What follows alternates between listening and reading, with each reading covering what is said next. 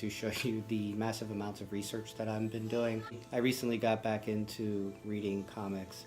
I used to do it when I was a kid, teenager, up until early high school. And then we moved around. I went to college. I started, post-college, and just, it went by the wayside, this medium. And so not too long ago, I got back into it. I don't know what prompted me to, but the first stories that, when I came back, I started reading were Jason Aaron and Esad Ribic's Thor God of Thunder series, and Jason Aaron has still been writing all the multiple Thor stories since then. And I got into Brian Michael Bendis's X-Men. I kind of went towards what I had read before, and thought that would be a good jumping back on point for me. So since then, not just single issues, but I've started reading a lot more collected stories. I've discovered that at the local library, it's actually the place to go to do that. Definitely money-wise and cost-wise, because you have the coordinated the groups of county libraries.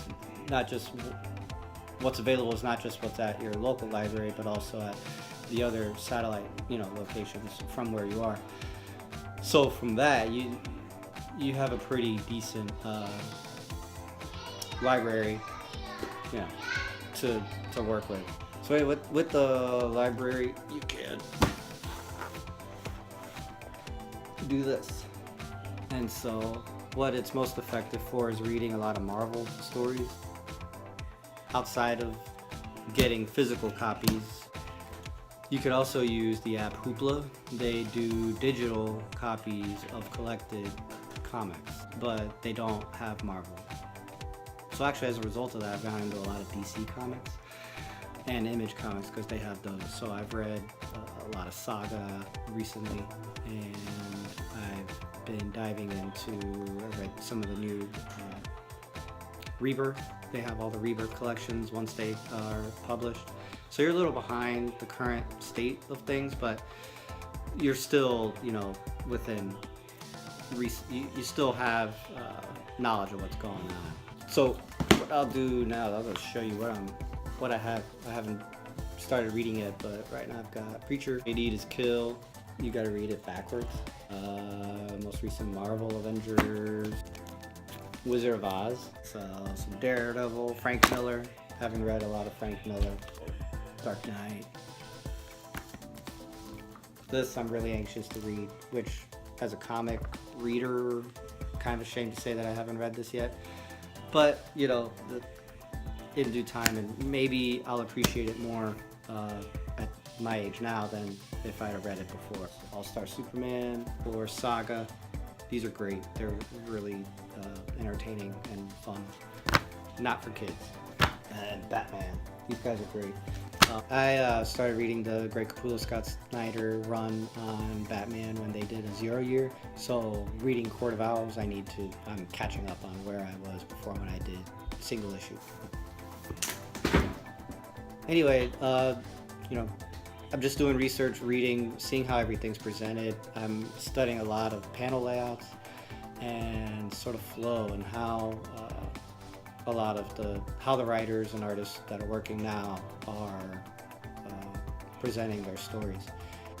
What's key is to know that when an artist is writing a story, he's not writing it directly for the reader. It's not like a normal author where he's writing the story for the reader, and that's who's going to see what he's written.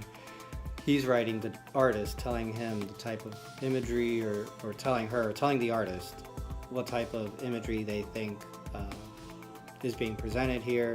They usually will write dialogue. They can get really specific on what they want, but they could be very vague and leave it up to the artist. So anyway, it's a little different with my story. I want to try and do it myself. So Daddy, I have the iPhone. She begged it to me. And it didn't edit this time. Is it in your backpack? Let me check. Okay. It'll be a little different for me because I'm trying to write for myself, and I'm still figuring out how I'm gonna do that. I could honestly say I've written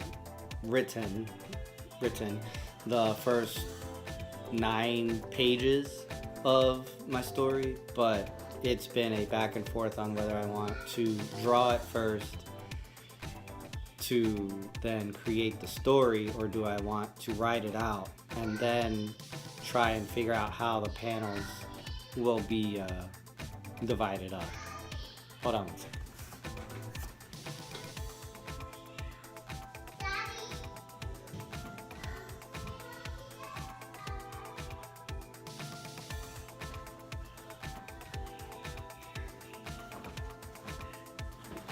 All right, back.